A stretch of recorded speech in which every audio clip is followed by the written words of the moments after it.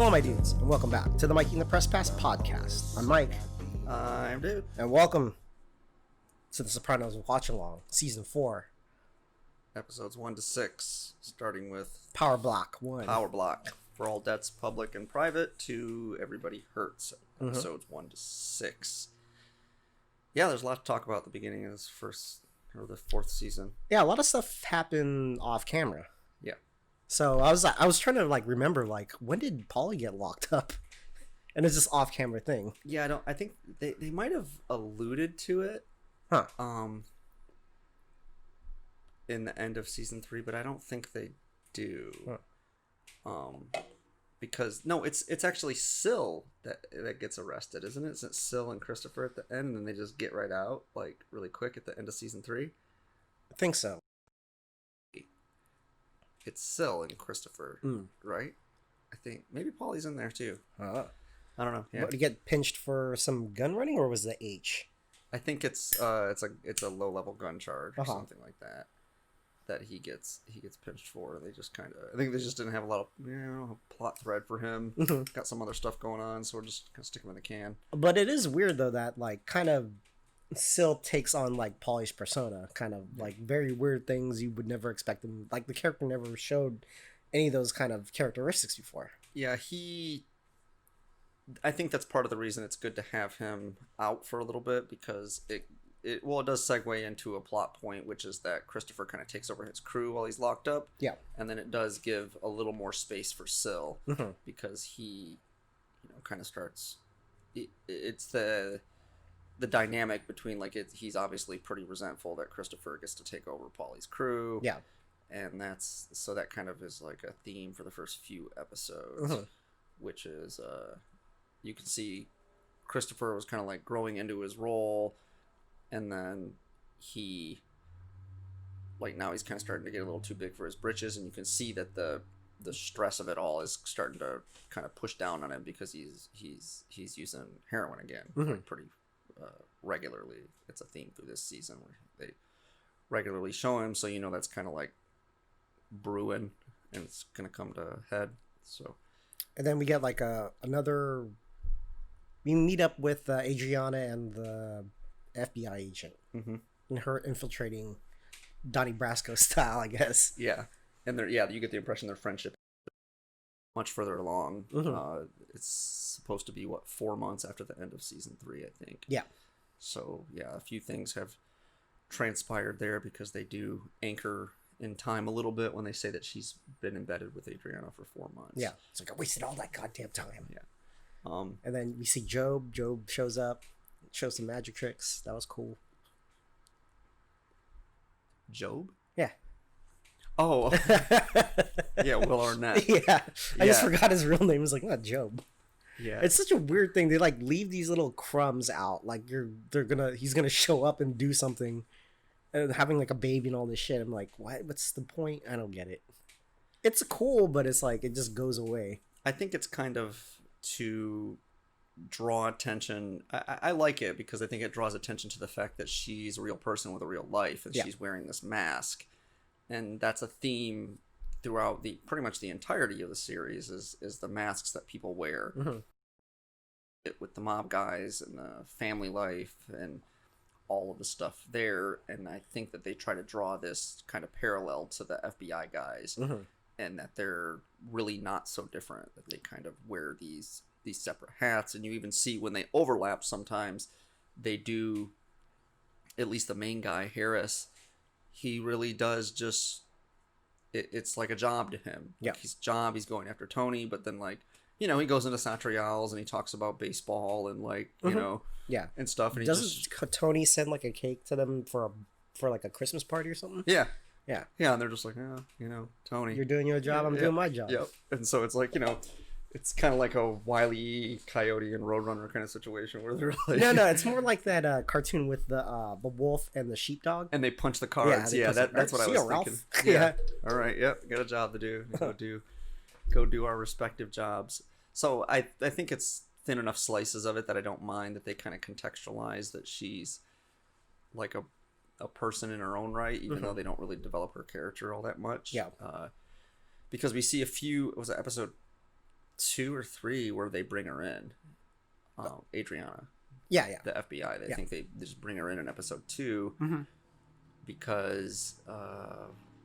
Well, they knew the cover was blown, but the situation was like they can't repair that relationship. Right, because anymore. Christopher wants to.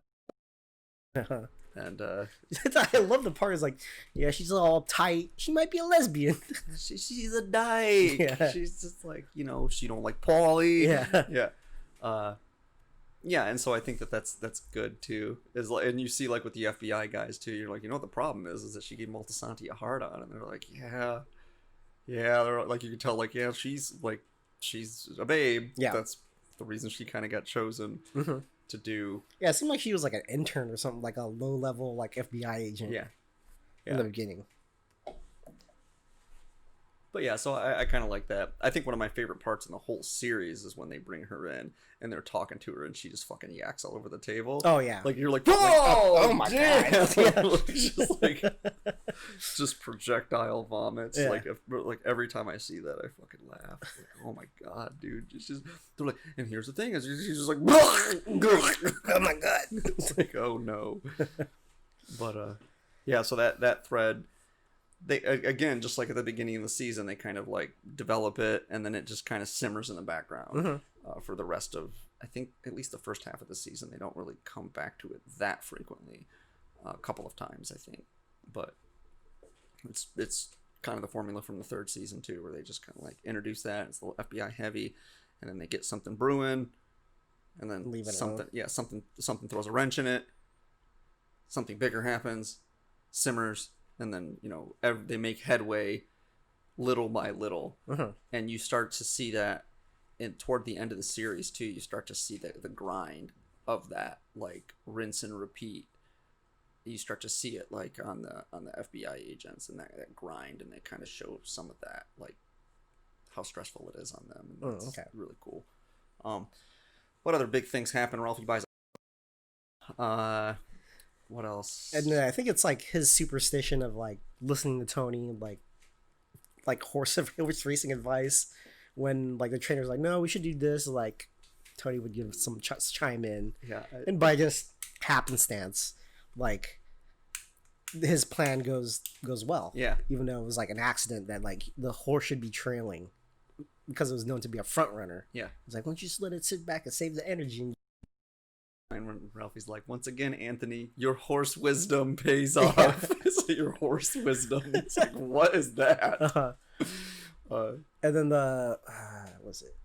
Oh, and the interesting thing of like, give them an inch, they want a mile, kind of type of thing, where like Ralphie gives Tony a little bit of a taste of the cash that he won, and Tony's like, no. But second time around, he's like, just like holding this, and he just starts counting out. He just keeps holding his hand there until he just basically puts all the money in his hand. Like, all right, cool. Yeah. So that's that's one of the poor management things that Tony does is every now and again he's prone to kind of childishness like that, and it's one of the things that he.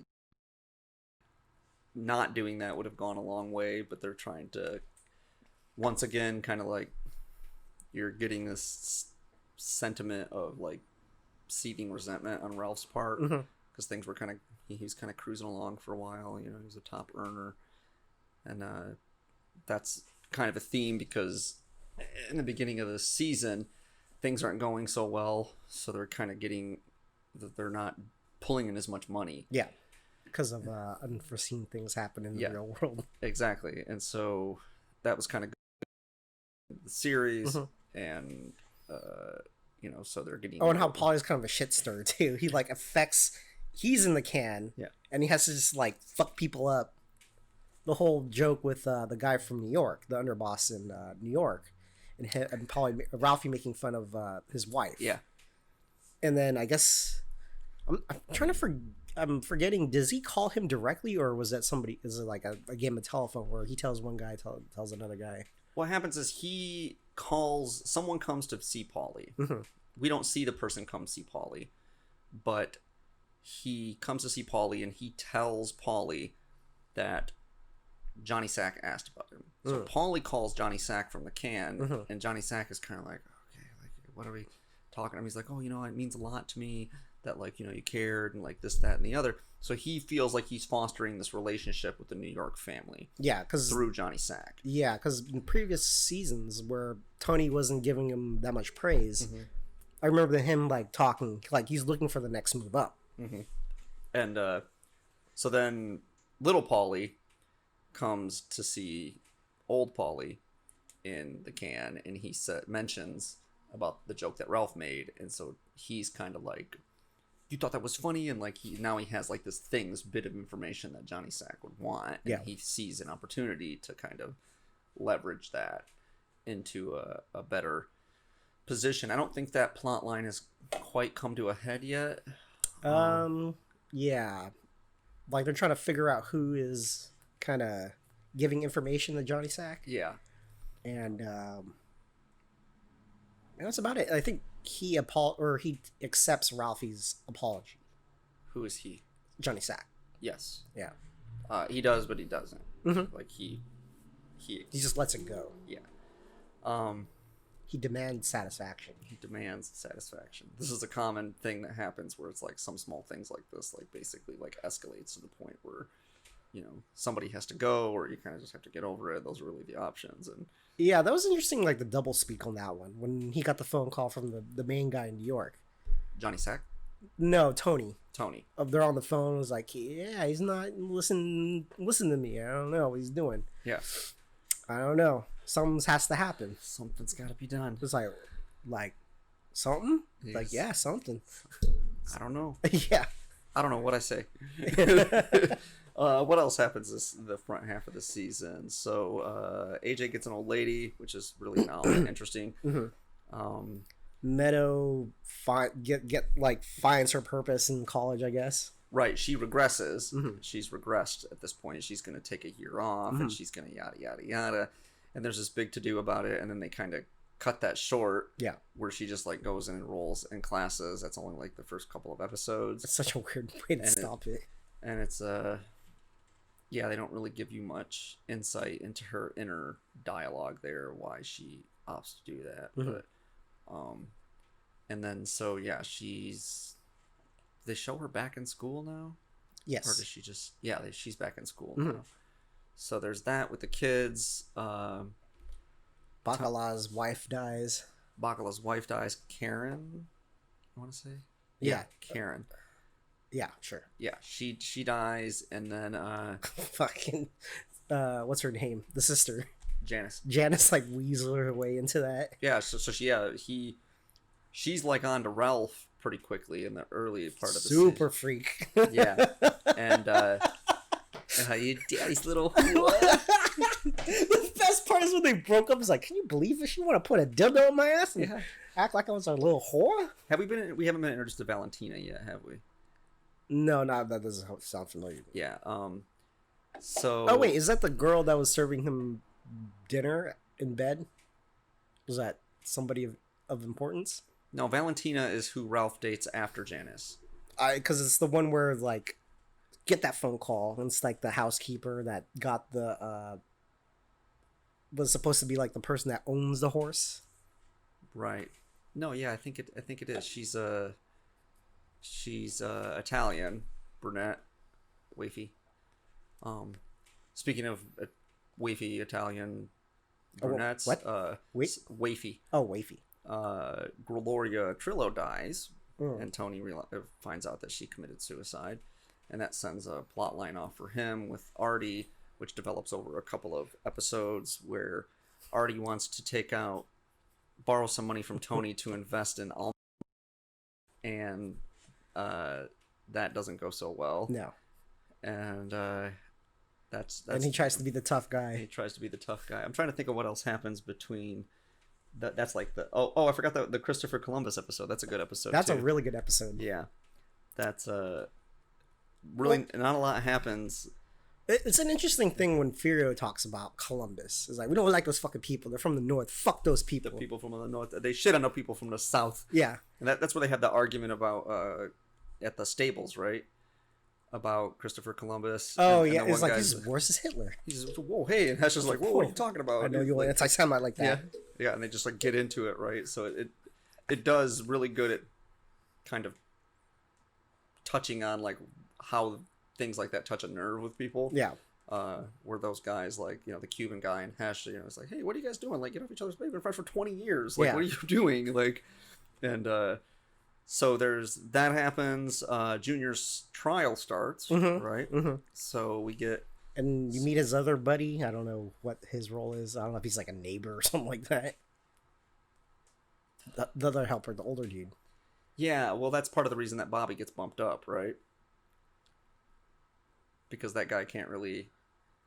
Is that the case? I knew he had to get bumped up. I don't know why. Yeah, so Bobby gets a bump, but they're not really clear as to like what is he? He's not. Is he a captain now? I don't really. It seems like he's a captain.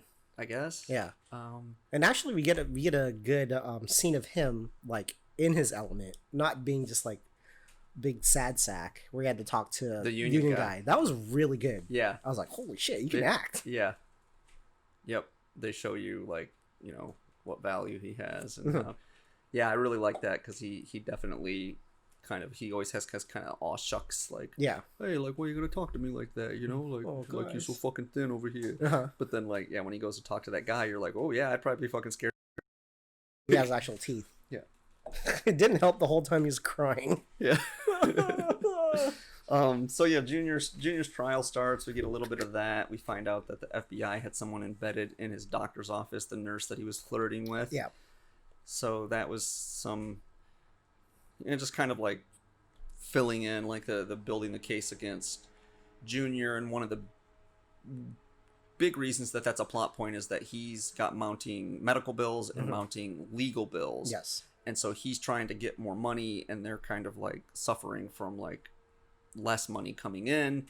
So there's this chafing between him and Tony where he needs more money for all these increased expenses, and Tony's earning less.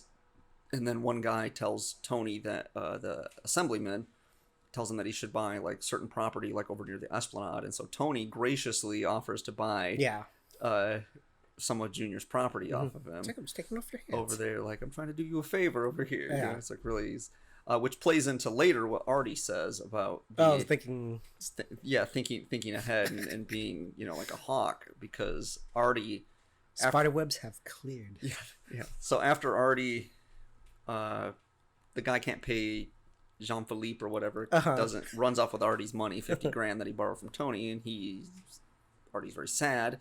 He basically tries to kill himself, and then Tony comes and finds him and basically like browbeats him because he's very upset that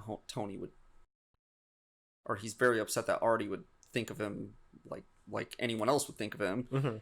Just that you owe me this money and it's not good. And Tony is fresh on the heels of Gloria killing herself, so he's got all this like, you know, conscience about like how he's perceived. Yeah. And he doesn't like that Artie is so upset, so he's like, just fine, like just clear my tab at the restaurant. And then Artie's like, oh, I see it now, like you see like 20 moves ahead. And like he doesn't like that assessment, but it's not totally inaccurate. And he talks to his therapist a little bit about that, and I love how dismissive he is about it. He's like, all right, yeah, well, I don't know, I don't want to be viewed that way. And she's like, well, so but you do use people all the time, and why the conscience now? Does this have something to do with Gloria killing herself? And he's just like, I made a donation to the suicide crisis hotline in her name. That's it. That's the end of it. It's like, okay. It's like, yeah, okay, we're done with that. So yeah, I'm trying to think of what other big things. We covered the Ginny Sack thing and Pie Oh My. Those are most of the major plot points. I do like the play on the part of the tribes people, like the whole like get these guys away from the parade. Yeah. So just comp them a whole bunch of stuff and wine them and dine them and have some fun. Well, if you remember, the reason they want to, Tony knows like some modern crooner kind of guy. Yeah. And they really want him to come up there, and so he wants him to put in a good word. So it's like twofold. I didn't touch on Carmela is pressuring Tony about finances. Yeah. And like what will happen to her and this, that, and the other, and she wants to. Yeah, seeing Pussy's wife, widow, Angie, like giving out sausages. Yeah. At the market, yeah, and so So that intertwines another plot line, which is that Carmela is starting to kind of ask questions about the general operation and like what will happen to her, and that brings into the fold. I forget who he is, but the guy that like Tony's, stock advisor or whatever he buys the watch for, and all that. He's like The related. guy at the races. That guy? God, what's his name? He's at like is an accountant or something like that. Yeah, all night I admire your suit. The guy that Furio says that to at the dinner. All night I admire your suit, and he's like, "Oh yeah, Tony, no. it's a guy Tony turned me on too." Oh yeah, that's It's like Carmela's cousin. nephew, cousin. Yeah, something? cousin. Yeah. No, I'm talking about the other guy, the guy at the races. I guess he's Tony's accountant. Mm-hmm. I was like, I don't know about this life insurance thing. Yeah. So, but yeah, so that guy comes into the fold. The guy that is like, the advice. Tony's trying to placate Carmela with some of this financial stuff, so she'll get off his back. So there's a lot going on just in the first 5 or 6 episodes of this season, and it's all pretty tightly knit together, and a lot of stuff that's like building toward several culminations at the end of this season and the beginning of next season. So yeah, I think that the writing is probably the best in this season and the next season, as it is. It starts to pick up like at the back half of season 3. I think the writing gets tighter, and like you were talking about how you didn't like the kid stuff, and I'm with you, but it does. They just kind of sprinkle it in there. The payoff's a little bit better now. It's more just a sprinkling of stuff that are like plot lines kind of chugging along, and we don't need as much entire episodes where Meadow goes off to college and shit. It's like, oh great, a Meadow episode. Oh great, yeah. Like if you could you watch that episode, like when I rewatch it, it almost feels like they're like, what could Tony be? He needs to be doing some mob shit in this episode. Yeah. Like, oh, there's some like rat out there, right? And also I didn't mention too, Tony turns Christopher onto the guy that Tony says killed his father. Yeah. The cop, and Christopher does away with that guy because Tony has this thing where part of the reason he bumps Christopher up is that he wants to only rely on family. And he tells his therapist that like there's only 2 ways for things like to end for me, which is like you end up in the can or you end up killed. And she's like, "You never talked this frankly." He's like, "Or a third option," and she's just like, but so that's part of the reason he's doing that, is trying to kind of bring Christopher up as someone he can rely on, and then in the background we get the fact that like Christopher is just rolling the dice that he's going to fail Tony, you know, because he's just like getting more and more into drugs presumably because they don't really illuminate it, but the pressure's a little too thick. The pressure's just too thick for him, and so there's some of that, and he kind of starts to act out a little bit with his newfound authority over people, which is the confluence of why Patsy doesn't like that Christopher is like his boss now, and so he kind of goes and cries to Syl about it, and Syl undermines Tony in the absence of Polly, and so there's like this. I found that really interesting. Yeah, it's like a feedback loop, right? And so it's like that's interesting because we don't see Syl. Boost the tile. Yeah, Tony will be okay with it. Timeline got messed up. Yeah. And miscommunication. Yeah, and it was an interesting thing to see the other mob shit that's involved with like the no-show, having guys show up to job sites and not do shit and get paid for it, and all the inner workings of the business, other than prostitution, gambling, and all that other stuff, like messing with the unions and getting jobs, which was interesting to me. Just because I just saw that, I actually saw Fear City all the way through, the whole New York versus like the mafia. Yeah. In the 70s? Yeah. 80s, 70s, something like that. Yeah, late 70s, I think.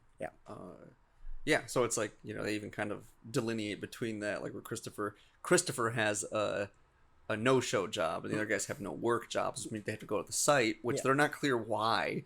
I don't know. Just to like have bodies on the site in case like an inspector comes, but they're just like, lounging out, and Christopher like pulls up and he's like, "Oh hey, like deciding what not to wear to work and what not to pack in my lunchbox. It's a real fuck," and he's just like being an asshole. Yeah. And and so Patsy doesn't take that well because he's, you know, kind of an old guard Mm-hmm. dude and doesn't like taking, you know, orders from this young pup, and so he cries to Syl about it. He wants to take some stuff from the job site, and he does, and then because Christopher kind of gives him a knowing look, and then when he goes to do it the second time, like he does it the first time, Tony chews him out, Mm-hmm. and then he does it the second time, he basically asks Syl's permission, and Syl kind of, you get the impression that he's a little resentful that Christopher is kind of rising up the ranks too, and especially because, and that's another thing that's unclear. Like he even says, Tony says to Syl, like, if you feel like, you know, you've been passed over in the absence of Paulie, it's like, but they're like completely separate roles, right? Like Syl is the consigliere, mm-hmm. which is like totally separate from right-hand man, or is it something different? He's an advisor. Oh, okay. He advises the Don. That's like what he does. He's supposed to be like the voice of reason, which is in a traditional mob structure is actually separate than the underboss. But Syl almost kind of acts as both. Mm-hmm. And then Tony implies, well, when Paulie goes away, he's acting as both now. But before, in previous seasons, he was kind of just like, well, I'm here, I'm gonna talk to you, Tone, and take off. But it's just not clear. Like, are we supposed to think that Paulie's the underboss and Syl wanted to be the underboss, or Paulie is a captain but Syl's not a captain? He's obviously higher up than a captain. Mm-hmm. And it's like, because I thought when Paulie got like the nod, that was like being the underboss. At one point, Tony says, it's you and Syl together. Mm-hmm. And so that kind of implies that they're like the seconds in command. And so, yeah, how could Tony be passing over Syl when his role is just completely different role than Paulie's role? Well, I think also too is like the whole plan of Tony like just giving orders to Christopher. Mm-hmm. That's it. Mm-hmm. Like he doesn't get, like Syl doesn't get any more communications from Tony anymore. Right. That's like boss. Yeah, so I think that's why he's resentful, because, you know, they have a long history together. Yeah. And then now he's just talking to Christopher. I know. Yeah. Yeah, so yeah, I mean, I get the slight, but mm-hmm. like it doesn't, it's not like he got passed over for a job promotion or something, mm-hmm. you know, and so it just kind of seems odd. Yeah. Like that he but again, the details aren't usually all that important in the hierarchy of the structure. The important thing is that Syl feels slighted, and that Tony favors Christopher in the absence of Paulie now, and that causes him to act out, and then it just kind of sends these ripples down the pond of, mm-hmm. of actions. And I do like they added more of the New York side. Mm-hmm. Now we get to see them playing along, I guess, or how interwoven those two, New Jersey and New York, is. Yeah, you know, and that's, you know, Johnny Sack alludes to it on several occasions, that they have long-standing ties with the New Jersey family, mm-hmm. and he is like the sole liaison to keeping that relationship, and even tells Paulie at one point that, you know, I'm not going to throw that out the window, or he tells Ralph. Yeah. Because Ralph, like, is, I mean, I think he might even just, like, say that he just, like, you know, like, why don't we just get rid of Tony or whatever, or, like, do something when they're having that beef in season 3. Oh, yeah. And Johnny Sack is, like, outraged at him. He's like, who the fuck do you think you are? You have any idea how old this relationship is? And mm-hmm. I'm going to fuck it up just for, like, some pissant like you? Like, you better square your shit away and just go apologize. And then he does the same thing to his boss. Uh-huh. It's like, there's still a lot of money on the table. Yeah. It's just about money. Yeah, I'm trying to... Do we miss anything?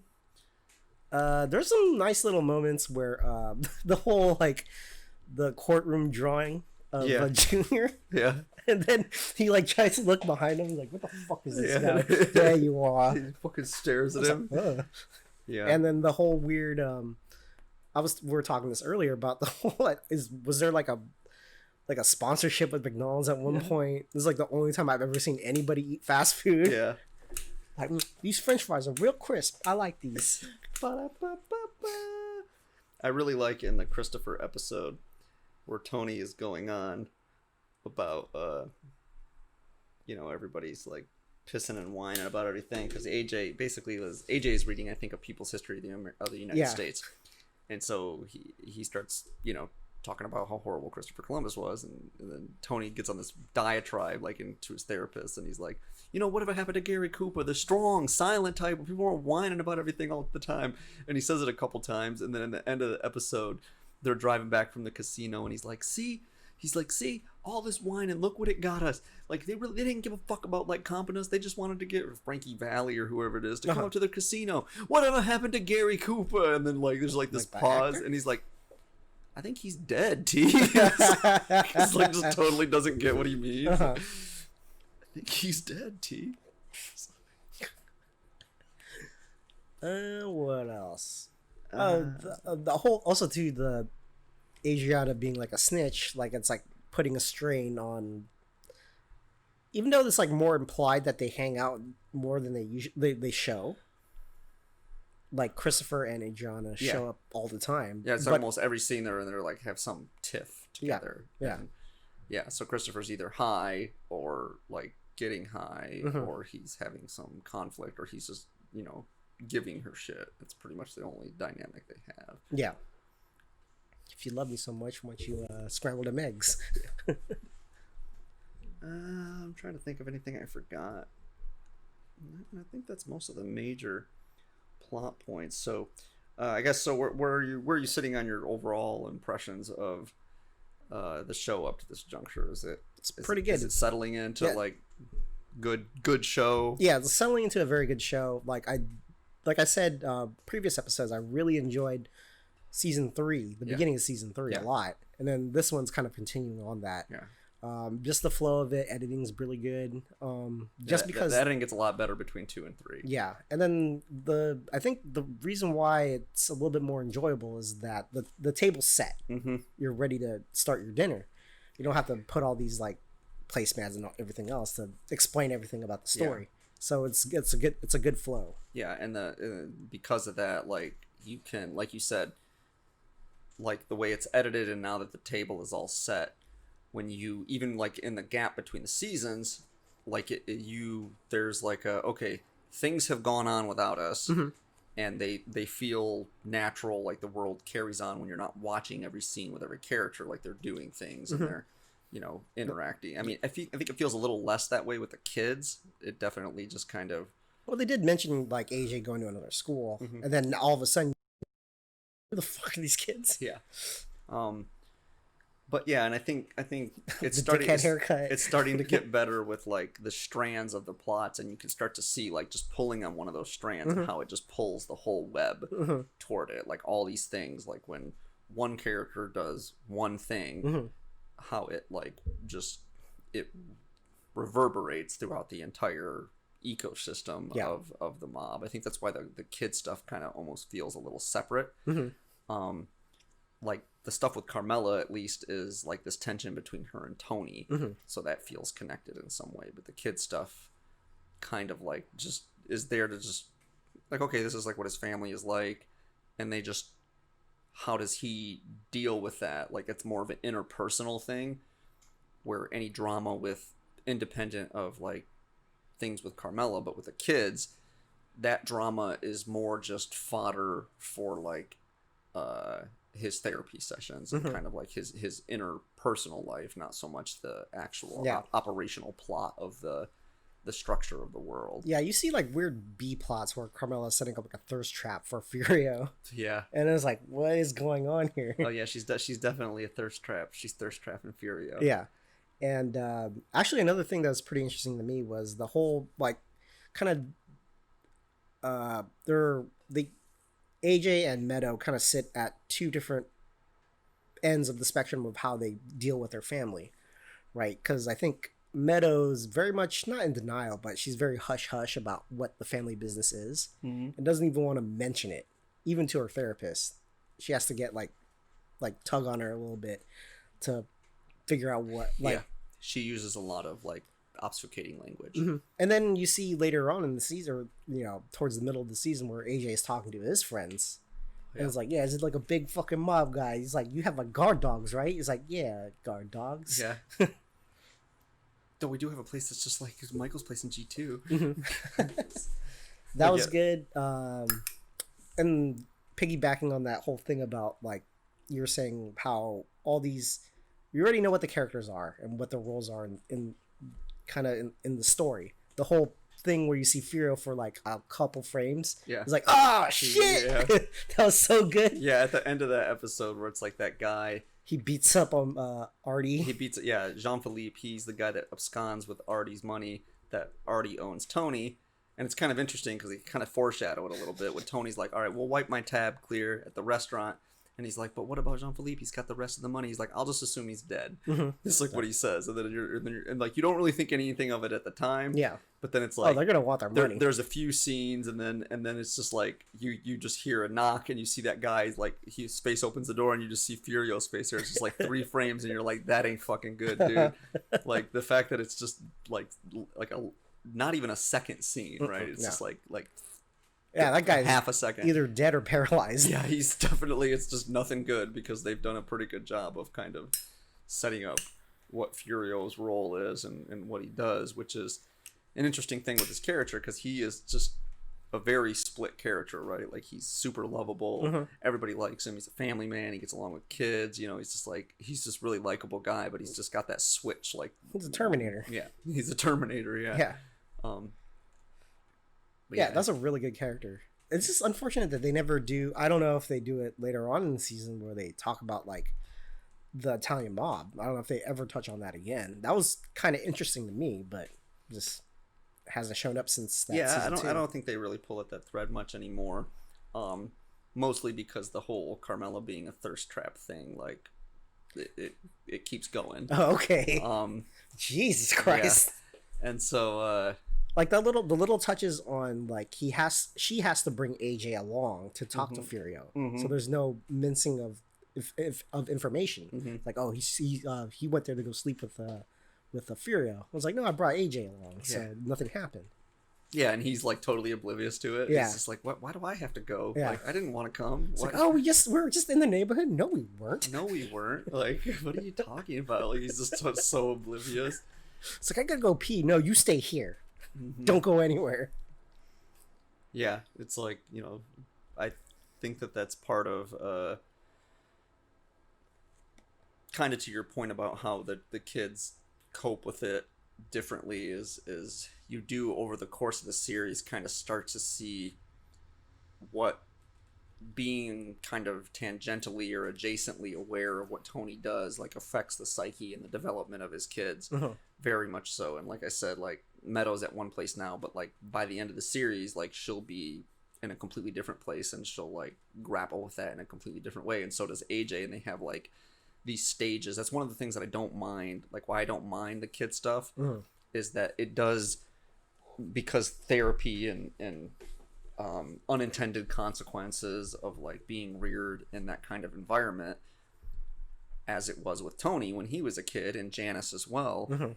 They weave that thread through, like what does being around this kind of environment do to you over a long time, and you actually get to see it like play out with his kids as they do change and develop and like become, and they never explicitly state that's an undercurrent, but you definitely can see it shaping like the way they think about things and who they are. And it just gets more interesting the more the series goes on, where in the beginning it's just like, we're going to school and like, you know, he beat up this kid and it's like, okay, yeah, but they do actually develop that theme with a pretty good deftness throughout the series, and it's not heavy-handed and doesn't beat you over the head like some of the therapy stuff can be a little heavy-handed early.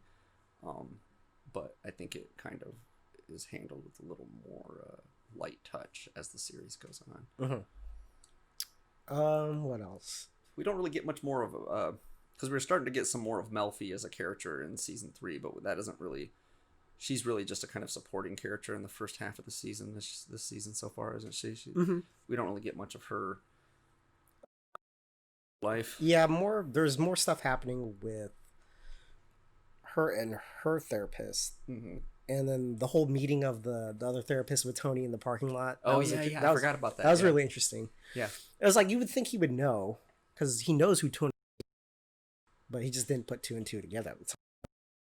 And his characterization of it after the fact is what's like interesting. Yeah, it's like this picture. I must have irritated him or something in the wrong way, and it's like, yeah, okay. It's funny when you like hear characterizations of stuff like that, and you're watching it as a impartial third party observer. Mm-hmm. And if you were to hear his version of the story, you would absolutely believe it because of who he is and who Tony is. Yeah. But it's like, when you watch it, you're like, well, through the lenses of the viewer. Yeah, he's just like he's being kind of a jerk. Yeah. It almost seems like he has a chip on his shoulder about it, like for whatever reason. I don't remember what conversation precipitated that. For what? What are him and Melfi talking about right before we see him in the garage with Tony? Oh, it's the whole thing about is kind of like explaining to the breakdown of Melfi's son.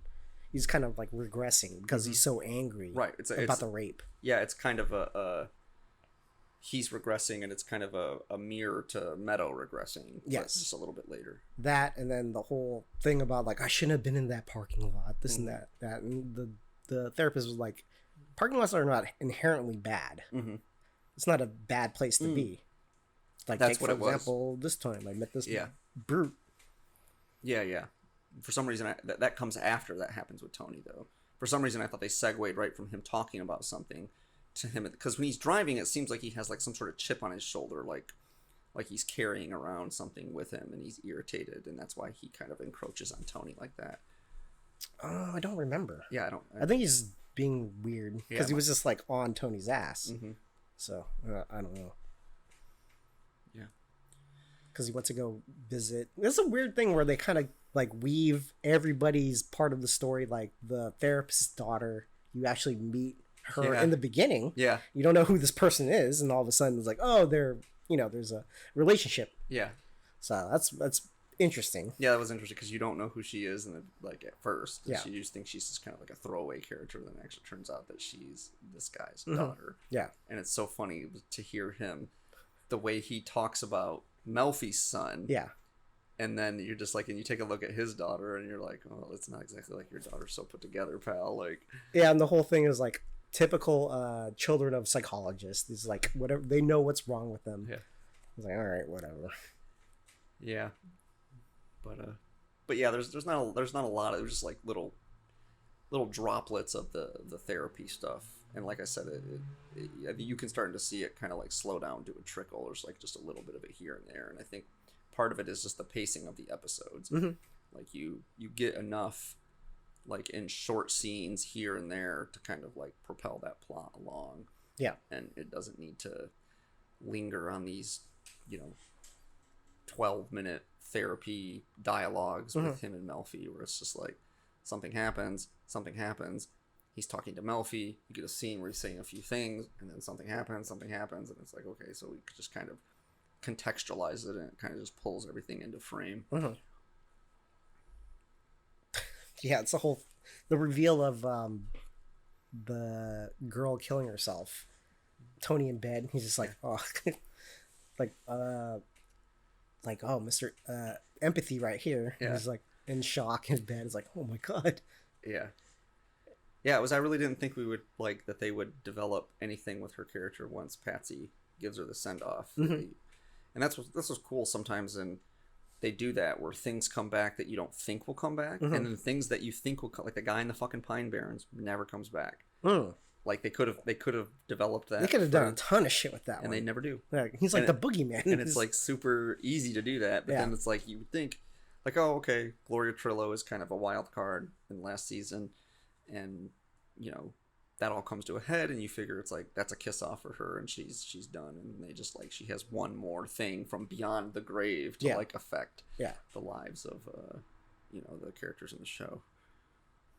Yeah, it's such a weird thing about Tony trying to investigate the whole thing. Like he didn't really believe what his wife said about like this girl killing herself, and he had to go to the dealership and then ask about it and all this other shit. It's weird. Yeah, as long as I said doesn't believe it, I think he's trying to like, because he has some guilt about abandoning her, because it's kind of mirrors his guilt about like abandoning his mother, because they're so similar.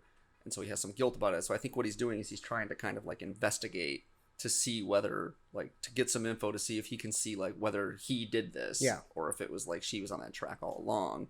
Yeah, it just seemed like she was on that track to begin with. Yeah, but it's like he never really allays his guilt like for it, and eventually he's just kind of like not gonna ever know the truth because she's dead now. Yeah, and so he picks at it for a minute, hoping that there'll be a clear answer, and then there isn't, and then, you know, with all his emotional maturity, he just kind of like, you know, washes his hands of it, and this is kind of like, whatever, fuck it, you know? Yeah.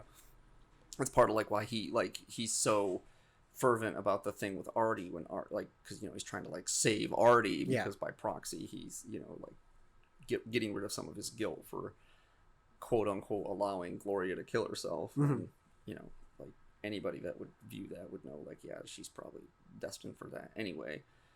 But, you know, it's just, it ties back to a character that hasn't been around since the beginning of season 2 or season 3 is when Olivia dies. Yeah, I think season 2. Beginning of season 2, right? Season 3. I don't remember. Is it the floating head episode? Yeah, that's the beginning of season 3. Yeah. But either way, it's been a full season. But like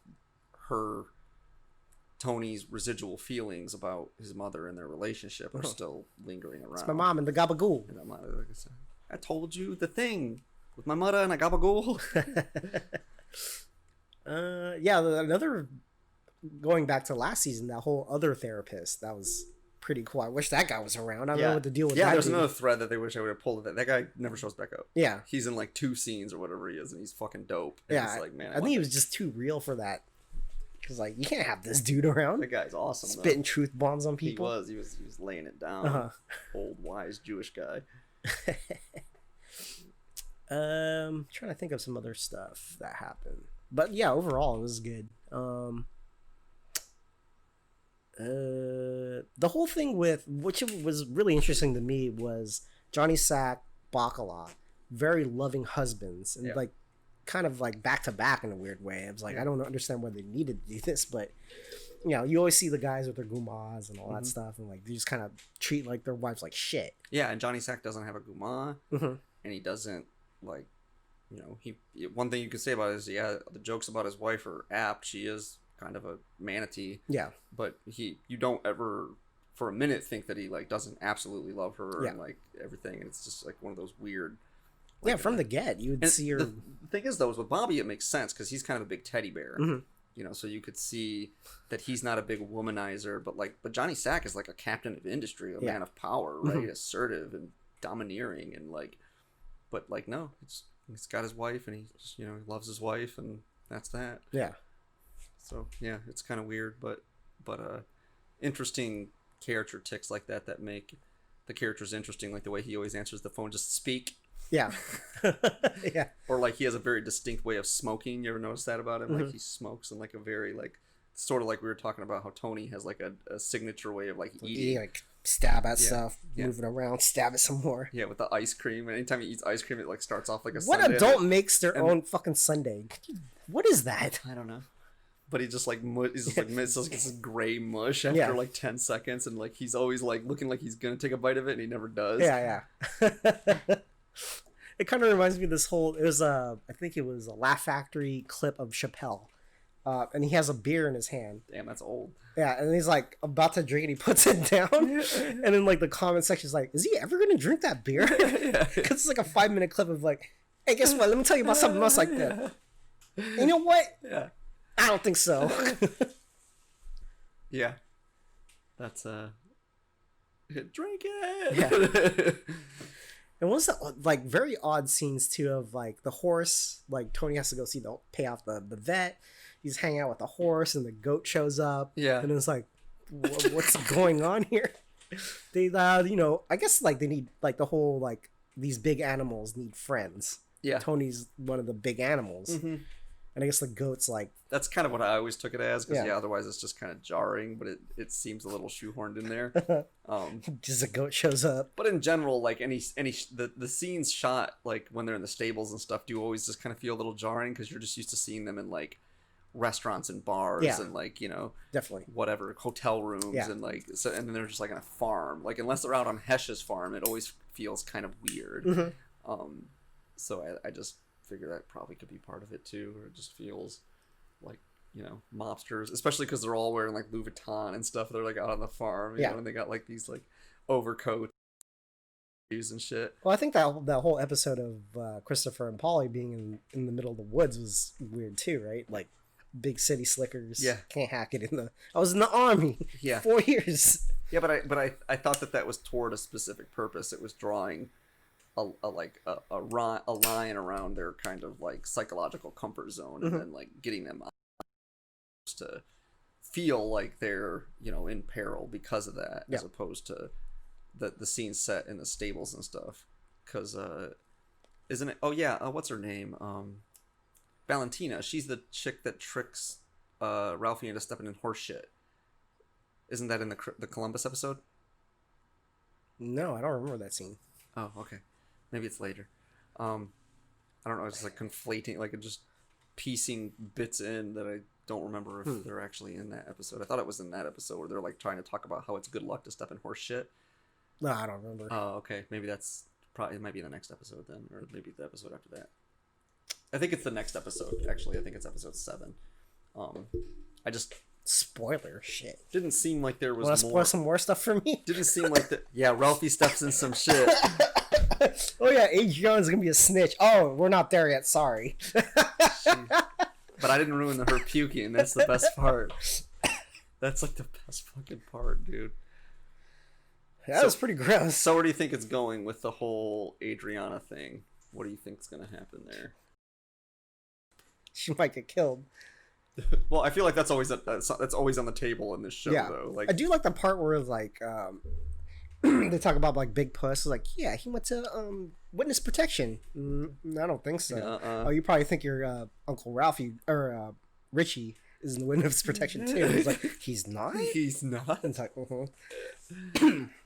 yeah, it's yeah, because that's the feds talking to Adriana, right? Yeah. Which, to me, like, it doesn't make any sense because there's no, like, fallout. Like, they say these people went to witness protection, right? So they're snitching. So there should be some fallout, but there's no fallout. I would think of, like... Right, it would prompt push the RICO case forward in some way. Mm-hmm. But no, if anything, things get better. Yeah. After Richie goes away. It's like, they get better for a while, and then they, get a little bit of a recession. Yeah. I don't want to hear this fucking recession shit. I don't want to hear it. Lay it out for him, Sil. What 2 industries have historically been immune to recession? Certain aspects of show business and our thing. Yeah. That's good. Yeah, overall, I just liked it. Like the season.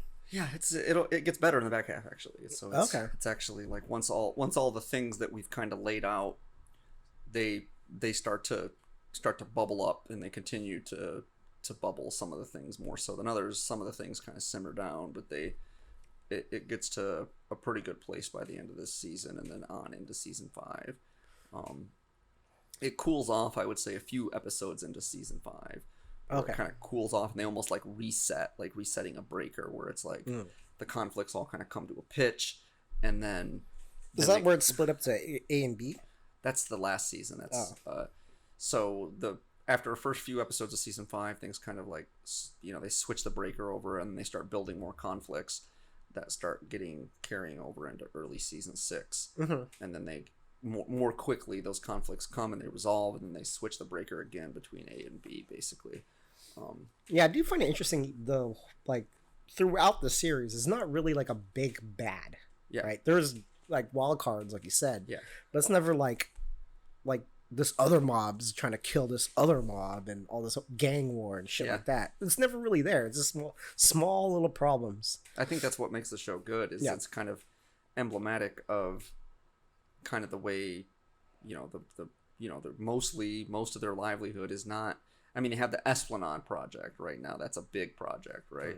But mostly it's just Mickey Mouse little like bullshit, where just like kind of like feeder fish, just like pulling off of the economy and make a pretty good living doing that. And so, but yeah, the pace of the series is like, you can see it already like speeding up, and it will continue to do that. Okay. If anything, I think part of the reason that middle of season 3 to first few episodes of season 5 are the best stretch, because they have plot lines that take half a season or more to kind of develop. Once they flip that breaker at kind of the early season 5, they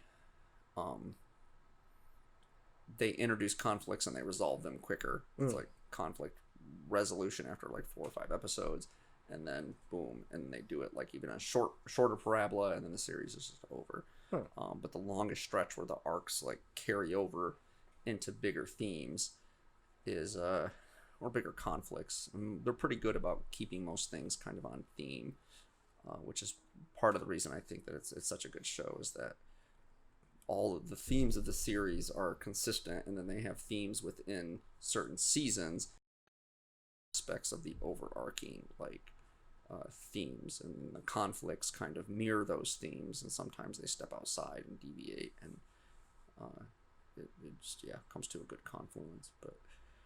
But yeah, the back half of this season is it's gonna get pretty bananas. It's gonna be pretty Lots good. of stakes.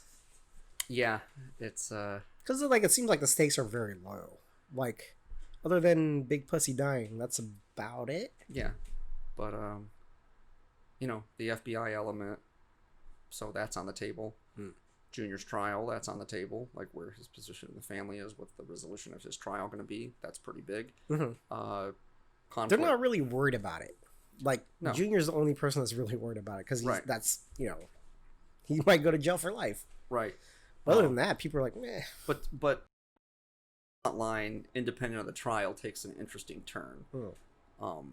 Some stuff with like Junior personally that takes an interesting turn, and so then there's that, and then obviously they're very gradually just kind of pulling on the tension between like Tony and Carmela. So like his relationship is at stake, because it's just like this thing with the finances, and the thing on how to handle the kids, and this thing with Furio, and they're just like tightening that tension. Okay, yeah. And Because you got to think, like, what other conflicts do you have after Tony signs away? Opening up a retirement account and the whole life insurance thing. Right. Like, what other thing do you have to resolve? So adding the thirst trap is interesting. But yeah, I don't know what. Yeah. Yeah, but it's like they do that with the relationship between him and his family is unlike the relationships in the mob world, where they just strain them until they snap and then it's over. Like they always, like, just like in the first couple seasons, there was this strain with her coming to grips with what Tony does and Tony's health, and then it was like, so Tony's health, and then there was like a little tension, and then there was a little elasticity and a give, and then there was the thing with her and Father Infantola, and her like ennui and angst of like feeling alone and isolated, and there's tension, and then there's a little bit of resolution, but it never really goes all the way back to the point where they keep pulling on that until it just like, it's like taffy, it just gets longer and longer and longer, and then there's a little slack, and that's probably like some way a commentary on the nature of the family life versus the kind of violence. Families forever. Well, it's just it's more elastic, because it's more part of. It's not baked into the concept that you just get a wife, and if things don't go well, like here's this guy and he's like doing business for us, and if things don't go well, then he's done. Yeah, it doesn't really work that way with wives, right? And families, because you see, especially from Carmela's end, is she has an incentive to make sure that doesn't happen, because we have Angie as a template for like what does happen when that snaps. Yeah. And it's like she wants to avoid that travesty of life that is Angie as a template. Yeah, because there's always like an understanding that the other guys are going to take care of your family, either when you die or you get pinched. And well, the Big Puss's wife kind of fucked up herself. She was kind of almost embezzling money out of Tony. Yeah. But there's also I guess they never showed that was never revealed to Carmela. But don't you also kind of get the sense that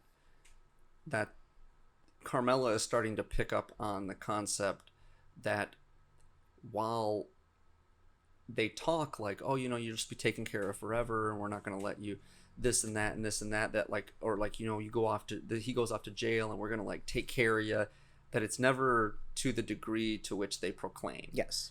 And that you get that even like with like Paulie's in jail, and they're trying like, you can go to jail, you did your bit or whatever for the family, like we'll make sure that it's there for you and you earn. And then they're like, he wants like 10 jobs, and he's like, well, I'm not giving him 10. Yeah. Give him 5 maybe. And then he's like, my uncle's trying to earn, and he's like, yeah, but out of sight, out of mind kind of thing, a little bit.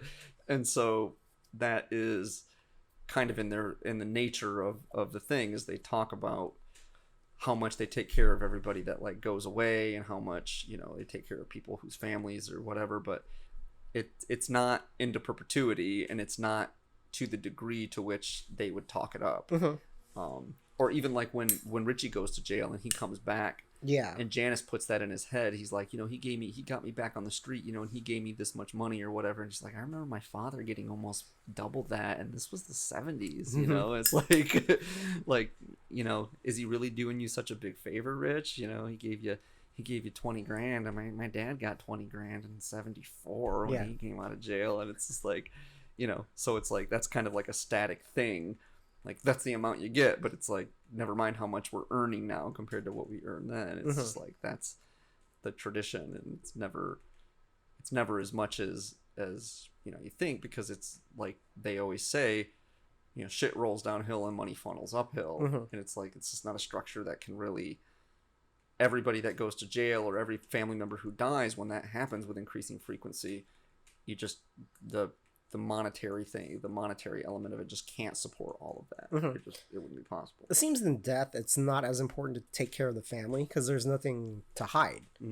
When someone's getting pinched, it's like there's an incentive for them to help out the family, because if you don't take care of their family, then they can just snitch on them. So I think that's kind of one element to it. Yeah, and we'll see more of that. That particular element of hiding the money, and like when someone gets pinched and stuff like that, we see more of kind of how that plays out in the 5th season.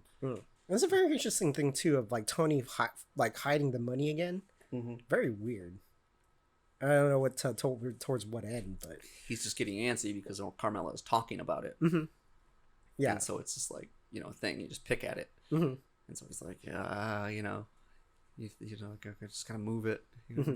It's like someone was It's a lot of bird seed. It's like, they come back, we're south to Canada. Crack corn. Yeah. Well, to the birds in northern Canada, this is south to them. So, yeah, and they always pull out that thread of him liking like animals and stuff like that, which is very odd. And history. Yeah, we that's a key point later in the series. Okay. I mean, not like a big thread or anything, but it like, it's to his character, like, it's, you wouldn't think a guy like that would be into ducks or horses and shit like that. But when it comes up, it'll make sense. Okay. Like they draw attention to it later, just for a moment or so. But yeah, I don't want to ruin it or anything. Yeah. Spoiler alert. Yeah. Yeah. Well, I think that kind of brings us up to speed. I don't really have much else to say about what happens this season. It's a lot of interesting stuff, and mostly just kind of getting through it and seeing how you're liking it, and kind of it's starting to become, it's more layered now, I think, than it is in the first 2 seasons. And plot and theme and character are all like a thing, where I think that back half of season 2 to the midpoint of season 3 is mostly plot. It starts to get some better plot, but now we actually have theme and character and stuff coming into focus, and just overall production value of the episodes going up kind of helps carry that along. You can tell they're getting some people that are either they're just settling into their roles, or just they're better writing, better directing, whatever it is. But it's getting there. So yeah, like if you didn't like it at this point, like by the beginning, it's like first half of season 4, like you just wouldn't like the show. Like, okay, well, this is like the best stretch of the show. Like, yeah, it's good. Okay. Yeah. Well, that's good. So this will do it for this week. This will do it for this week. Yeah. So tune in for maybe like in like a month or so. We'll talk about the last block of season 4. We'll see how long it takes us. Sometimes I feel like I just forget about it for a while, and then... Did you even watch? Did you watch any of the episodes? Yeah. Oh, okay. Cause I don't know. I think you just watched it so many times. Like, oh yeah, I remember this thing. Some of them I don't watch every. I put them on. I don't watch every episode. Sometimes I just like, I know where the plot is going, so sometimes I forget like what actually happens in each episode, because it hasn't been that long. It's all big mush to you now. Yeah, some things like, oh, this scene takes place in the stables, for instance. Yeah. Like, I just, okay, yeah, that happened already, right? And it's like, no, it didn't. It's like, okay, there can't be very many scenes in the damn stables. And so I'm just jumping ahead a little bit with things. And so it's like, sometimes I have trouble remembering. Like, Pine Barrens, I always think is in season 4. But it's obviously in season 3. But I always think it's the 4th season because it's one of my favorite episodes. And season, 4 is probably my favorite season. So it's like I always think my favorite episode's my favorite season, but it's really like a half a season before. So It's pretty good. Yeah. All right. That does it for this week. Stay tuned, kids. you're not gonna say it this week? Yeah, don't be a fool. Eat the gabagool. Gabagool. Gabagool. Over here. Play it now. Gabagool. Over here. It's gonna be here in 4 weeks, so stay tuned. All right. Ciao.